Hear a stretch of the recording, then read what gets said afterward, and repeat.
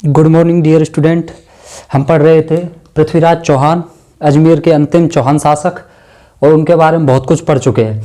इस क्लास में पढ़ेंगे हम चौहान और चंदेल संघर्ष जो हुआ था 1182 और 83 ईस्वी में। यहाँ से अगर प्रश्न पूछा जाए एग्जाम की दृष्टि से तो आपसे प्रश्न पूछेगा कि बताइए पृथ्वीराज चौहान के समकालीन कौन चंदेल शासक कौन था, तो उसका उत्तर होगा परमर्दिदेव। आल्हा एवं ऊदल किसके वीर सेनापति थे, उसका उत्तर होगा परमर्दिदेव। और महोबा को जीतकर वहां का प्रशासक नियुक्त किसको किया, पंजुन राय को। तो इन सभी प्रश्नों को हम डिटेल से देखेंगे और जो इसकी पृष्ठभूमि है चौहान और चंदेल संघर्ष की वो भी हम अच्छे तरीके से पढ़ेंगे।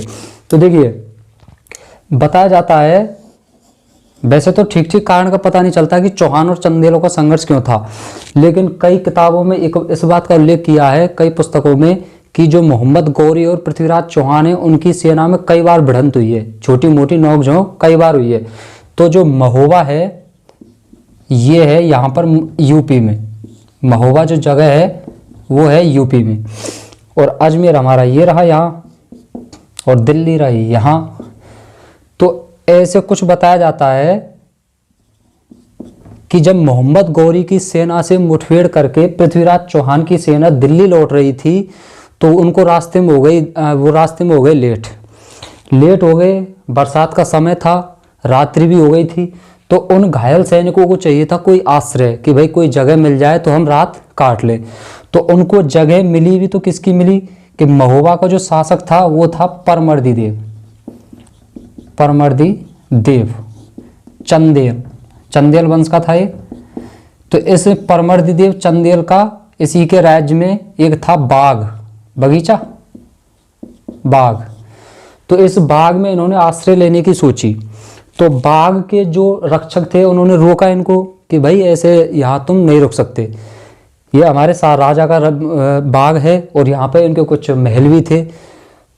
लेकिन वो घायल जो सैनिक हैं उन्होंने एक बात नहीं मानी, बिल्कुल नहीं मानी। उन्होंने बोला कि भाई रात ही तो निकालनी, हम यहाँ से निकल जाएंगे सुबह, लेकिन वो नहीं माने। तो यहाँ पर जो परमर्दिदेव के महल थे उसमें भी वो डेरा डालने लग गए, पृथ्वीराज चौहान की जो सेना है वो डेरा डालने लग गई।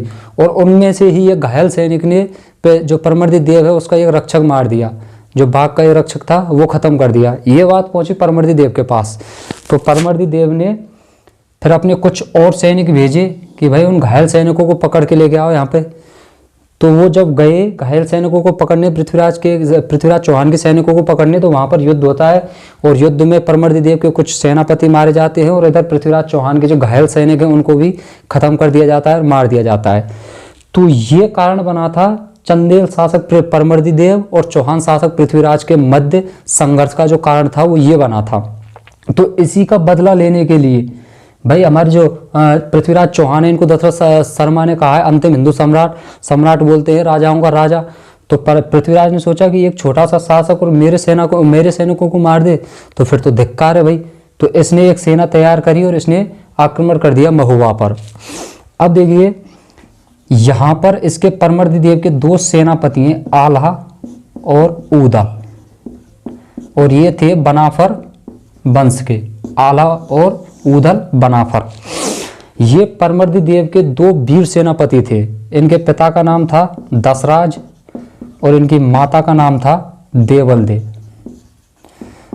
तो इन्होंने ये दशराज इसके परमर्दिदेव के एक महत्वपूर्ण थे सामंत। तो आल्हा और ऊदल का इन्होंने परमर्दिदेव ने पुत्रवत पालन किया और बहुत इसलिए रखते थे इनसे, आल्हा और ऊदल से। तो ये इनके परमर्दिदेव के कुछ सैनिक हैं उनको ये बात हजम नहीं होती थी कि यार ये इनको ज़्यादा इनको क्यों प्यार करते हैं। तो फिर इनके खिलाफ आल्हा और ऊदल के खिलाफ परमर्दिदेव को भड़काना शुरू कर दिया उन कुछ कर्मचारियों ने, कुछ सामंत सरदारों ने। आल्हा और ऊदल के पास थे कुछ घोड़े और वो घोड़े बहुत सुंदर और फुर्तीले और ऊर्जावान और शक्तिशाली थे। तो उन कर्मचारियों ने कहा कि महाराज ऐसे सुंदर घोड़े, ऐसे बलशाली घोड़े तो राजा के पास ही होने चाहिए, ना कि उनके सैनिकों के पास। तो ये बात परमर्दिदेव को अच्छी लगी। तो उन्होंने परमर्दिदेव ने घोड़े आल्हा और ऊदल से मांगे, लेकिन आल्हा और ऊदल ने ये घोड़े नहीं दिए उनको। ये घोड़े नहीं दिए तो परमर्दिदेव ने नाराज होकर इनको आल्हा और ऊदल को अपने राज्य से बाहर निकाल दिया। अब बाहर निकाल दिया तो कन्नौज, यहाँ यूपी में ही एक राज्य और है, एक जगह और है कन्नौज, और उस समय कन्नौज का शासक था जयचंद घेड़वाल वंश का। इससे भी संघर्ष होगा, इसका भी संघर्ष पड़ेंगे।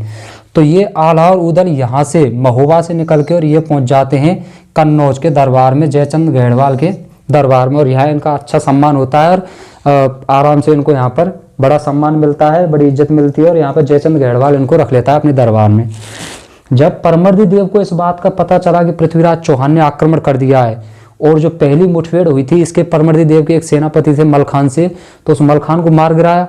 परमर्दी देव इतनी बड़ी सेना देख के, पृथ्वीराज की इतनी बड़ी सेना देख के, और उसके पैर उखड़ गए। उसने सोचा कि भाई अब अपने राज्य को बचाया जाए तो कैसे बचाया जाए। उसके 2 वीर सेनापति थे आल्हा और उदल, वो भी निकल चुके हैं यहाँ से। तो किया क्या जाए, वो बड़ा अवसाद में आ गया, टेंशन में आ गया। फिर इसकी रानी थी परमर्दी देव चंदेल की, मलहन देवी।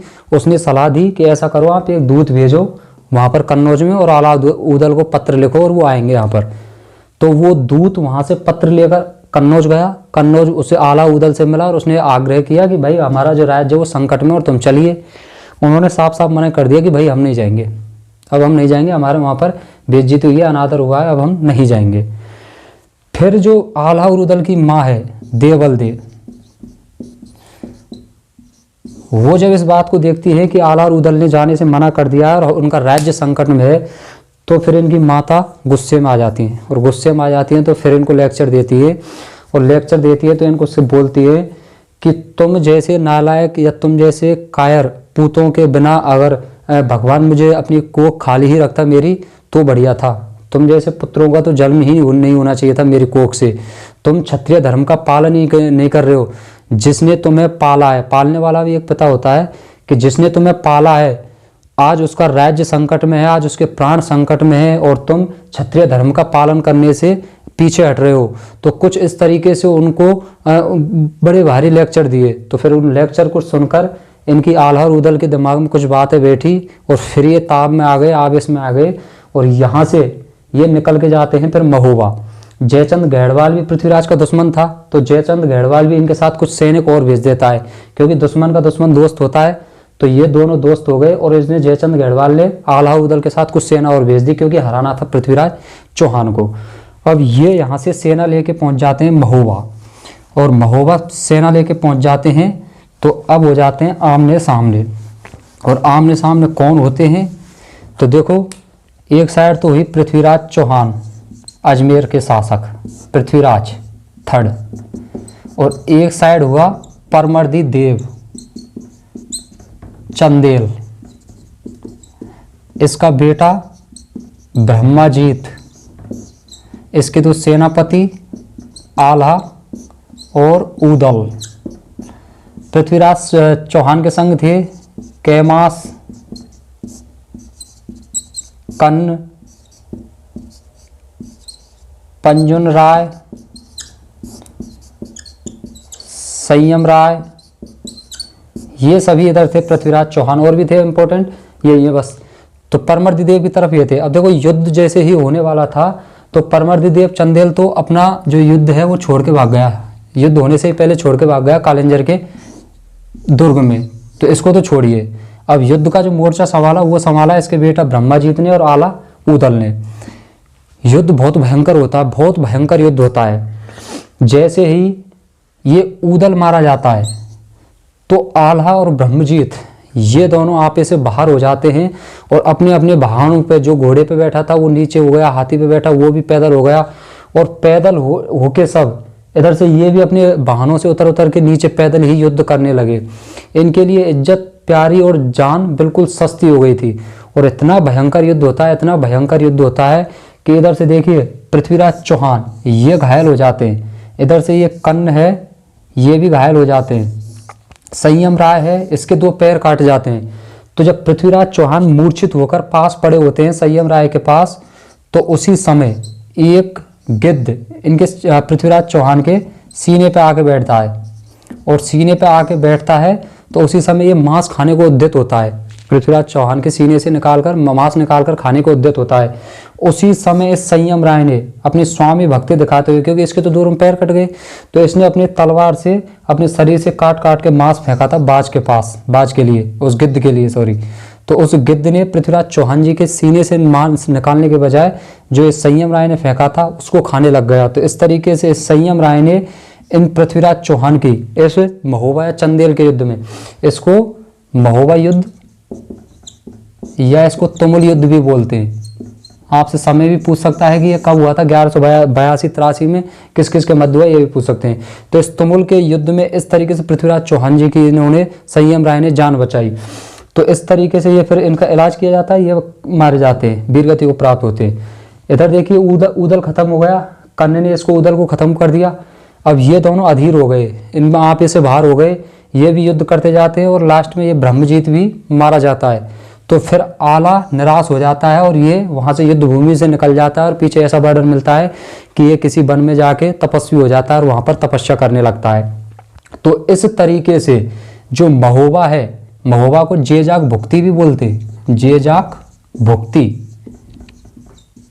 तो इस महोबा पर या जेजाक भुक्ति पर अधिकार हो जाता है पृथ्वीराज चौहान जी का। और यहाँ का जो प्रशासक नियुक्त करते हैं वो करते हैं पंजुन राय कछवा को, जो आमेर के शासक थे, प्रशासक नियुक्त करते हैं पंजुन राय कछवा को। अब देखिए कई इतिहासकार मानते हैं कि भाई ये चंदेल और चौहान संघर्ष हुआ ही नहीं, लेकिन अब यूपी में ही मदनपुर से एक लेख प्राप्त हुआ है, तो उसको बोलते हैं मदनपुर लेख। तो इस मदनपुर लेख से इस बात की अब बिल्कुल पुष्टि हो चुकी है कि चौहान और चंदेलों का संघर्ष हुआ था। पृथ्वीराज चौहान जी का वहां से मदनपुर से एक लेख प्राप्त हुआ है, तो इस लेख से अब बिल्कुल ये बात क्लियर हो गई है कि चौहान और चंदेलों का संघर्ष हुआ था। तो इस तरीके से यहाँ से ये प्रश्न बनते हैं भैया कि चंदेल शासक कौन था समकालीन पृथ्वीराज के, तो परमर्दिदेव था। आला उदल किसके सेनापति थे, तो आला उदल परमर्दिदेव के सामंत वो थे, वीर सेनापति थे। पृथ्वीराज चौहान ने जेजाक भुक्ति या तुमुल को, महोबा को जीतकर वहां का प्रशासक नियुक्त किसको किया, पंजुन राय को नियुक्त किया था। और यहाँ से कोई ऐसे प्रश्न खास बनते नहीं है। पर आपको ये युद्ध तो याद रखना है कि महोबा और तुमुल का युद्ध कब हुआ, 1182 या 83, इनमें से एक आपको मिल जाएगा। तो इस तरीके से चौहान और चंदेल संघर्ष समाप्त होता है। Is that clear? आगे देखेंगे अपन चौहानों का और चालुक्यों का संघर्ष। धन्यवाद।